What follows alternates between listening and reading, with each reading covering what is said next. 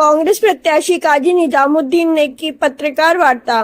Delhi road स्थित निजी hotel में कांग्रेस प्रत्याशी द्वारा मंगलौर उपचुनाव काजी निजामुद्दीन द्वारा पत्रकार वार्ता का आयोजन किया गया, जिसमें उन्होंने मीडिया को जानकारी देते हुए बताया कि इस बार मंगलौर उपचुनाव में कांग्रेस की विजय होगी और उन्होंने कहा कि लगातार कांग्रेस चुनाव की तैयारियों में लगी रहती है और अन्य दलों को पीछे कर विजय हासिल करेगी। उन्होंने यह भी बताया कि ग्राउंड जीरो से लेकर सभी तैयारियां कांग्रेस द्वारा मंगलौर उपचुनाव की हो चुकी हैं और आज पत्रकार वार्ता में कांग्रेस के दिग्गज नेताओं ने अपनी हाजिरी दी है, जिसमें कांग्रेस के पूर्व मुख्यमंत्री हरीश रावत, नेता प्रतिपक्ष प्रीतम सिंह, प्रदेश अध्यक्ष करण माहरा, झबरेड़ा विधायक वीरेंद्र जाती, ओबीसी मोर्चा के प्रदेश अध्यक्ष डॉक्टर गौरव चौधरी, सचिन और अन्य कांग्रेस के वरिष्ठ नेतागण और कार्यकर्ता व पत्रकार वार्ता में मौजूद रहे।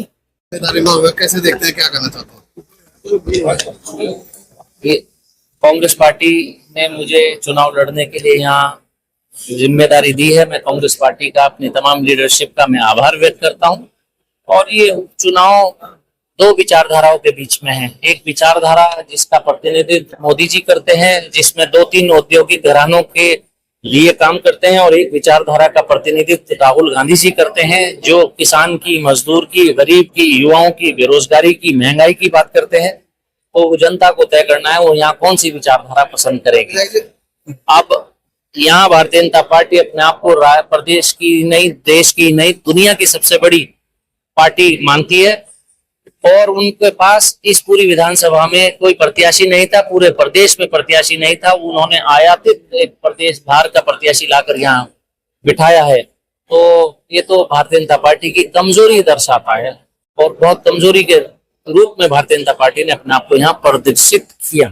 पिछले कुछ नहीं होता, हार होती है तो हार में जो हम लोग अपना सेल्फ असेसमेंट करते हैं और उससे हमने आकलन किया और आकलन करने के बाद जो हमारी कमियां थी हमने दूर करने का प्रयास किया। और जिसमें मैंने बताया अभी आप लोगों को कि लोकसभा के चुनाव में हम विधानसभा स्तर की तैयारी कर रहे थे। हम उम्मीद कर रहे थे कि लोकसभा के साथ विधानसभा की का भी रिजल्ट आएगा, तो उसी में हमारे विधानसभा के रिजल्ट जो देखें आप तो 44,000 वोट कांग्रेस को मिले हैं और 21,000 बीजेपी को मिले हैं।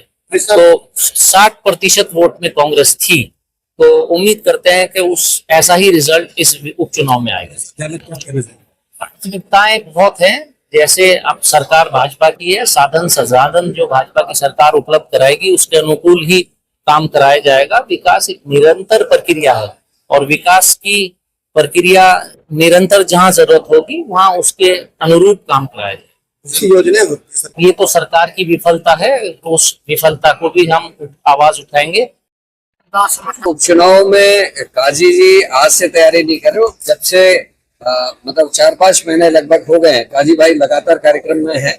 और 2022 में जब काजी भाई बमुश्किल 400-500 वोटों से हारे थे, तभी से लोगों के बीच में एक चर्चा थी कि एक होनहार पढ़े लिखे नौजवान को हमने हराया है। और लोगों में एक सिंपैथी भी है कि काजी जिसने गन्ना किसानों के सारे मामले उठाए, मजदूरों के मामले उठाए, जिनके परिवार ने यहाँ चीनी मिल लगाने में मदद करी, जिनके टाइम में यहाँ नवोदय विद्यालय खुला और भी कई स्कूल, कॉलेज, हॉस्पिटल, जिस तरीके से उन्होंने कोरोना के टाइम में अस्पतालों की व्यवस्था को सुधारने में सहयोग किया, उस सबको लोगों ने याद किया है। और वही कारण था कि लोकसभा के चुनाव में पूरे हरिद्वार लोकसभा सीट में सर्वाधिक मतों से अगर किसी ने कांग्रेस को जीता के भेजा तो काजी निजामुद्दीन थे।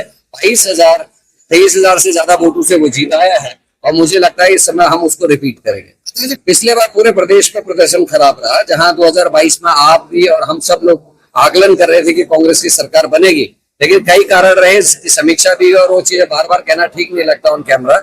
हम बहुत सारी सीटों को, जीतने वाली सीटों को हारे, उसमें से मंगलौर सीट भी थी, मात्र 500-550 को हम सीट को हारे। मैंने बोल दिया कि हम दोनों सीटें जीतने जा रहे हैं। कांग्रेस ने अपने कैडर को वोट टिकट दिया है, बीजेपी ने आयातित लोगों, बाहर से दूसरी पार्टी से आए हुए लोगों को वोट टिकट दिया है।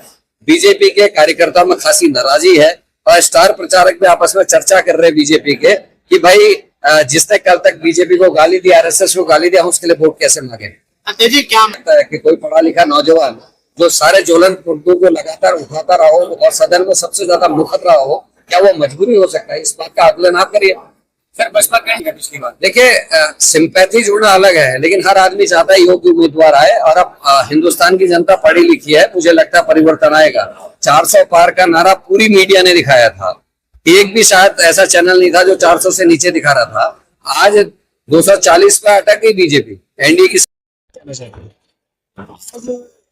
मंगलौर उपचुनाव में हमारे जो अधिकृत प्रत्याशी हैं कांग्रेस पार्टी के आदरणीय काजी निजामुद्दीन जी, आज उनका नामांकन का दिन है और उसी नामांकन के क्रम में हमारे कार्यकर्ता, हमारे नेतागण, सभी साथी एकत्रित हुए हैं और हम सब लोग आदरणीय श्री काजी निजामुद्दीन साहब का नामांकन करने के लिए जा रहे हैं। हम लोगों की तैयारियां बहुत स्तर तक मजबूत हैं, जितने भी हम बेहतर से बेहतर कर सकते थे वो सब हमने किया है।